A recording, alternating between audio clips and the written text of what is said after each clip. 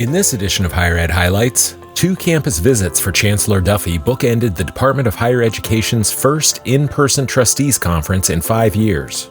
Chancellor Duffey closed out his May campus visits with a trip to Lorain County Community College. President Marcia Ballinger and members of her senior leadership team welcomed the Chancellor and led an informal discussion during the first part of the visit.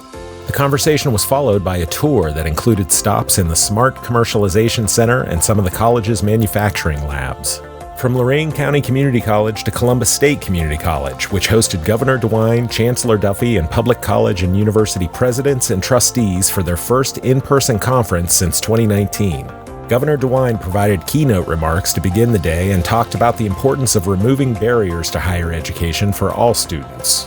One of the reasons that we focus so much on the mental health problem and the addiction problem is that both of those obviously are huge barriers to anybody. And they're certainly huge barriers to young people. We must do everything that we can to remove the financial barrier for kids. Look, we don't want a situation where the poorer kids who can't afford to go to college go one pathway only, not because they want to, because they can only afford to do that.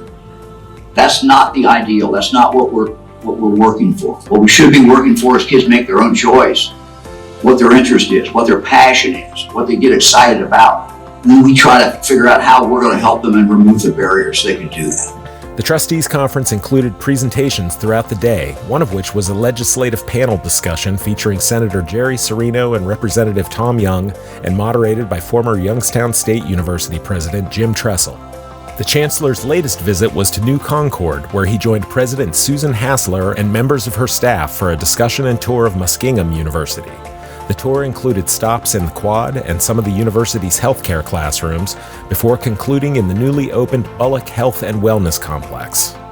Look for Higher Ed Highlights on the Ohio Department of Higher Education's YouTube page and through our Facebook page and Twitter feed, and check out our website at highered.ohio.gov. Thank you for watching, and come back next week for another round of Higher Ed Highlights.